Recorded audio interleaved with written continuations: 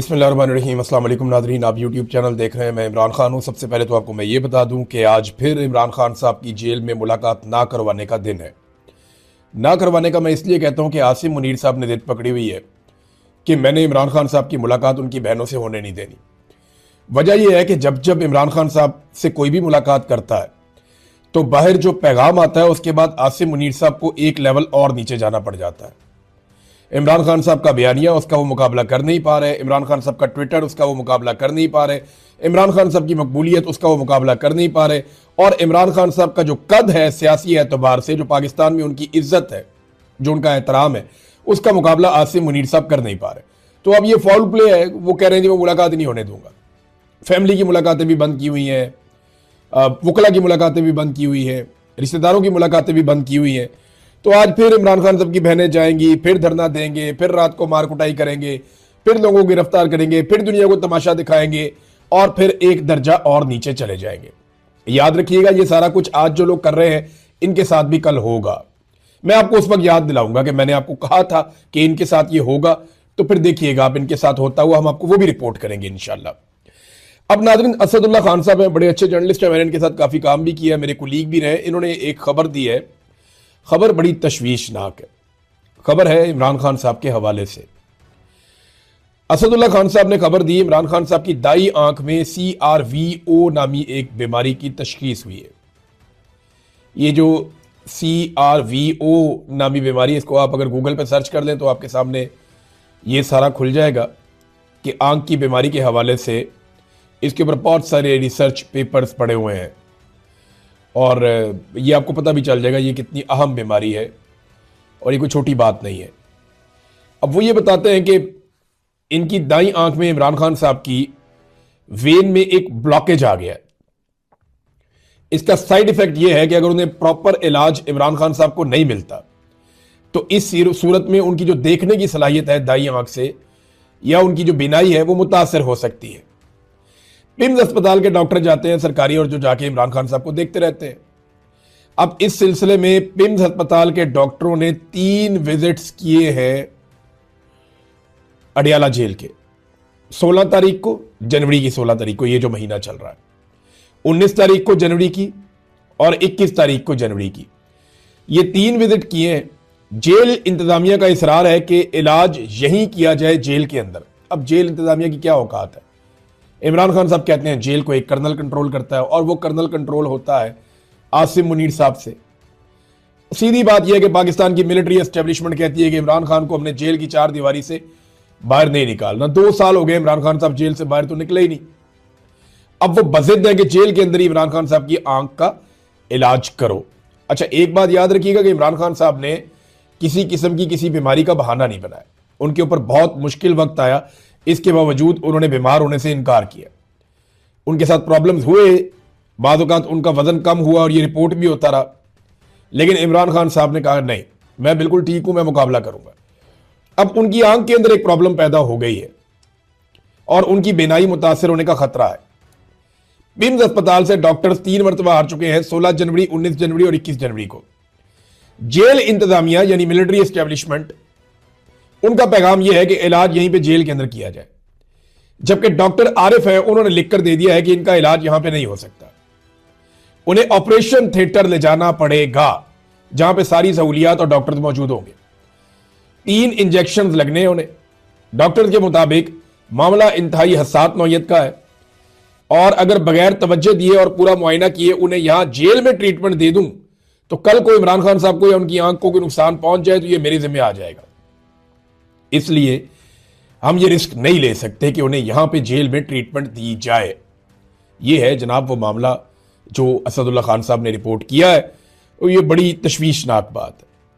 पाकिस्तान की कौम का अब तक का सबसे बड़ा लीडर, यानी हमने तो अपनी जिंदगी में कभी इतना बड़ा लीडर देखा ही नहीं, जुल्फिकार दी भुट्टो से भी बड़ा लीडर। और बाज लोग ये कहते हैं कि इतनी मकबूलियत पाकिस्तान की तारीख में किसी को नहीं मिली जितनी इमरान खान साहब को मिली है, और इतना बदतरीन डिक्टेटरशिप का दौर भी पाकिस्तानियों ने कभी नहीं देखा जो अब देखा है। और ऐसे लीडर को, उसकी जान को खतरे में डाला जा रहा है, और वो खुद कोई डिमांड नहीं करता, वो सिर्फ ये कहता है मेरे डॉक्टर्स को भेजो, मैं उनसे बात करूंगा। अब जनाब ये इमरान खान साहब को जनाब ट्रीटमेंट का मामला आ गया।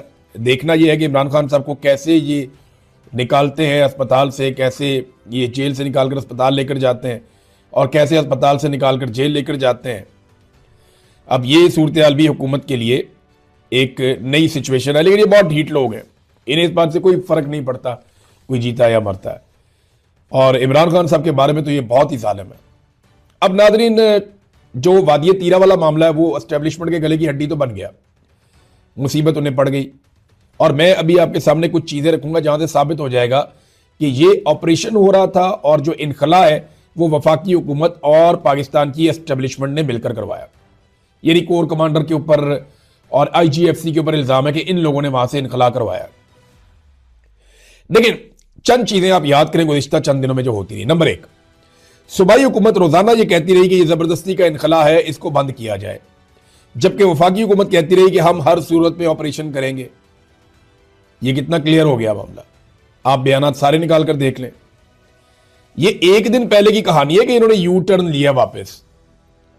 इससे पहले कभी इन्होंने ये बात नहीं की थी। हफ्ते की रात को अचानक यू टर्न लिया इन्होंने, कहा यार ये क्या हो गया हमसे, और एकदम यू टर्न ले लिया। उससे पहले सूबाई हुकूमत बार बार कहती रही कि जबरदस्ती का इनखला बंद किया जाए, वहां बर्फबारी हो रही है, क्यों लोगों को मार रहे हो।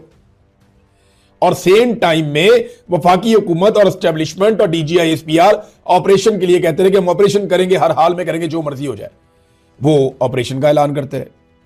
सूबाई हुकूमत लोगों की तकालीफ का बताती रही और सोशल मीडिया पर यह चीज दिखाती रही, जबकि वफाकी हुकूमत ने, वजारत इत्तलाआत ने और पाकिस्तान की एजेंसियों ने पाकिस्तानी मीडिया को सख्ती से मना कर दिया कि उन्होंने तीरा ऑपरेशन और वहां के लोगों की बुरी हालत नहीं दिखानी। देखें, अगर ये बुरी हालत खैबर पख्तूनख्वा की हुकूमत की वजह से थी तो फिर तो इसको फर्ज समझ के, इसको मजहबी फरीजा समझ के पाकिस्तान की मीडिया को दिखाना था। देखिए, PTI या खैबर पख्तूनख्वा की हुकूमत कोई गलती करे तो पाकिस्तान का मीडिया उसे ऐसे दिखाता है जैसे उससे ज्यादा जरूरी कोई और चीज ही नहीं है। यह चीज पाकिस्तान के मीडिया ने दिखाई नहीं, उन्हें मना किया गया कि आपने ये नहीं दिखाना। तो इसका मतलब है कि खैबर पख्तूनख्वा की हुकूमत का इस इनखला से लेना देना कोई नहीं था। फिर एक और चीज, सूबाई हुकूमत मिलिट्री ऑपरेशन की मुखालफत करती रही, जबकि एस्टेब्लिशमेंट और वफाकी हुकूमत ऑपरेशन और इनखला की लगातार हमायत करती रही। ये भी आप देखते रहे, लगातार ये होता रहा है। अब सोहेल अफरीदी ने एक इंकशाफ किया है, वो इंकशाफ मैं आपके सामने रखता हूं। सोहेल अफरीदी ने कहा है कि 13 जिरगे में शामिल 24 रुकनी कमेटी को शदीद धमकियां दी जा रही हैं, डराया जा रहा है और उनके वीडियो पैगामात लिए जा रहे हैं। उनसे कहा जा रहा है कि सूबाई हुकूमत और मेरे खिलाफ बयान दें कि हम झूठ बोल रहे हैं। मैं 24 रुकनी कमेटी के लोगों को कहता हूं कि अगर हमारे खिलाफ वीडियो बयान देने से तुम्हारी जान छूटती है तो जान छुड़वा लें। मुमकिन है अब उनकी वीडियोस जारी कर दी जाएं। देखिए, ये 24 बंदे बड़ी मुश्किल में।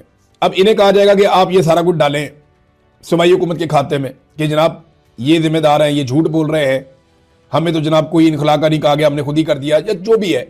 अब ये कोई ना कोई कहानी कराएंगे।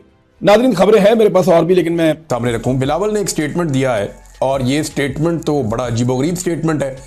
ये अगर आप ये कहें कि इस दौर का लतीफ़ा है तो ये बात गलत नहीं होगी। 5 जुलाई के हवाले से उन्होंने स्टेटमेंट दिया और इसमें जो बिलावल ने कहा कि आए मिलकर आमरीयत के अंधेरों का खात्मा करें, आए मिलकर आमरीयत के अंधेरों का खात्मा करें।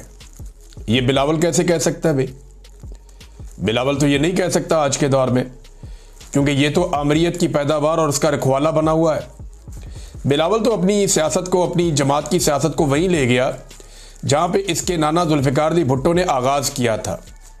जुल्फ़िकार अली भुट्टो ने अपनी सियासत का इख्तिताम बड़ा शानदार किया, बेनज़ीर भुट्टो ने भी अपनी सियासत का इख्तिताम बड़ा शानदार किया, लेकिन उस पार्टी को जो एक मुज़ामत की पार्टी समझी जाती थी, वफामत के बादशाह आसिफ अली जरदारी ने और उसके बाद उसके बेटे ने तबाही के दहाने पर लाकर खड़ा कर दिया है। अब आमरीयत के अंधेरों का खात्मा बिलावल ने कैसे करना है, ज़रा गौर कीजिए। बिलावल की अपनी बातें जो मैं आपके सामने रखने वाला हूँ। डंडे वाली जमहूरियत, ये किसने कहा था? बिलावल ने कहा था। ब्रूट मेजॉरिटी, एक ऐसी आईनी तरमीम के लिए जिसके लिए लोगों को अगवा किया जा रहा था, किसने कहा था? बिलावल जरदारी ने कहा था। अरकान असम्बली और सेनेटर्स को अगवा किया गया, क्या इससे अंधेरों का खात्मा होगा? तमाम मुखालिफिन को बिठाकर और अगवा करके अपनी बहन को बिला मुकाबला MNA बनाना, क्या इससे अंधेरों का खात्मा होगा आमरीयत के? जाली फॉर्म 47 से क्या आमरीयत के अंधेरे खत्म होंगे? और एक बावर्दी फौजी ऑफिसर की अमरीकी सियासी क़यादत से मुलाकातों पर खुशामदी किस्म के बयानात देने से क्या आमरीयत के अंधेरों के खात्मे होंगे? एस्टेब्लिशमेंट की खुशामद में दरियाए सिंध का सौदा कर दिया इन्होंने, इससे आमरीयत के खात्मे होंगे। भारत को खुश रखने के लिए एस्टेब्लिशमेंट की ख्वाहिश पर बंदे ऑफर कर दिए इन्होंने कि भारत को बंदे देने के लिए हम तैयार हैं, भारत ताउन करे तो इससे क्या आमरीयत के अंधेरे खत्म होंगे?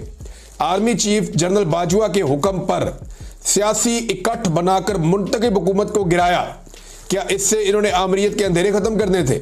सदर इन्होंने अपना बनाया, चेयरमैन बनाया, सेनेट का चेयरमैन इन्होंने अपना बनाया और गवर्नर और 2 सूबों में इन्होंने हुकूमतें ली और इसके लिए एस्टेब्लिशमेंट की चाकरी की है। क्या इससे आमरीयत के अंधेरे खत्म होंगे?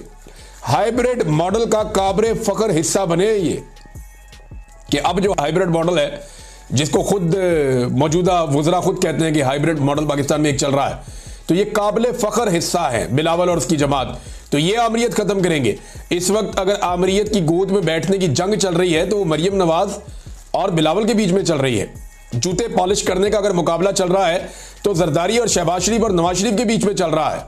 ये दिन रात कोशिश कर रहे हैं कि कौन इनमें से बेहतर बूट पॉलिश करता है और कौन ज्यादा एस्टेब्लिशमेंट को खुश करके इक्तदार का लंबे अरसे तक हिस्सा रह सकता है, क्योंकि इन्हें इस बात का आइडिया है कि अवाम तो इनके साथ है नहीं, पब्लिक की सपोर्ट इनसे छिन गई और वो इसलिए छिन गई कि एक आदमी डटकर खड़ा हो गया। अब इनकी 2 ख्वाहिशात हैं, या तो इमरान खान जो डटा हुआ है वो सरेंडर कर दे, इमरान खान बिल्कुल वैसे ही सरेंडर कर दे जैसे इन सारों ने सरेंडर किया था, तो उससे इन्हें लगेगा कि इनकी मकबूलियत कुछ वापस आ जाएगी, या फिर इमरान खान को ऐसे ही दीवार के साथ लगाकर ये एस्टेब्लिशमेंट के जूते पॉलिश करके इसी तरह अपने इक्तदार को तूल देते रहे। 2 इनके पास रास्ते, तीसरा रास्ता इनके पास कोई नहीं है। और जिस इमरान खान को ये झुकाना चाहते हैं उसके 700 दिन मुकम्मल हो गए जेल में, 700 डेज, और ये मुश्किल तरीन जेल है जो इमरान खान ने काटी है। इमरान खान के बदतरीन मुखालिफिन कह रहे हैं कि जी हमने सोचा भी नहीं था कि ये आदमी इस तरह डट जाएगा, इतनी मजबूती के साथ जेल काटेगा, ये इतना बहादुर और दलेर निकलेगा, हमने कभी सोचा भी नहीं था। ये इमरान खान के बदतरीन मुखालिफिन कह रहे हैं ना, कोई और तो नहीं कह रहा। यानी वो अपने लीडर के लिए ऐसा क्लेम नहीं कर सकते, जरदारी के लिए, नवाज शरीफ के लिए, जैसी जेल इमरान खान ने काट ली है। ये 700 दिन की मुश्किल तरीन जेल है, किसी और लीडर ने नहीं काटी है ऐसी। और ये जो लोग जेलें काट कर आए हुए ना, इनको इस बात का आइडिया हो गया है कि जब 2 साल मुकम्मल हो जाते हैं ना तो उसके बाद 20 साल भी मुकम्मल हो जाते हैं, फिर उस बंदे को फर्क नहीं पड़ता, जितना वक्त गुजरता है उस आदमी को तोड़ना उतना मुश्किल हो जाता है। मैंने इनको मिलिट्री एस्टेब्लिशमेंट को उस वक्त जब मैं इनकी कैद में था इनको समझाया था कि यू हैव 15 डेज, 15 दिनों के अंदर जाओ और जाकर इमरान खान साहब से मामला अपना तय करो, वो आपको बेइज्जत नहीं होने देगा, वो कोई रास्ता निकाल कर आपको देगा मुल्क के लिए, तो आप जाके उससे मिल लें। तो उस वक्त इनके दिमाग के ऊपर ये खुन्नास सवार था कि जनाब हम ये कर देंगे तो वो कर देंगे, तो वो नशा करता है तो वो पैरों में गिरेगा। मैंने कहा नहीं होगा ऐसा, वो एडजस्ट हो जाएगा। फिर इमरान खान हमने देखा एडजस्ट हो गया, और इमरान खान ने एक जेल से दूसरी जेल में जाने से इसलिए इनकार किया था अटक से अडयाला में कि इमरान खान ने स्टेटमेंट दिया था कि मैं एडजस्ट हो गया हूं, मुझे ना छेड़ो।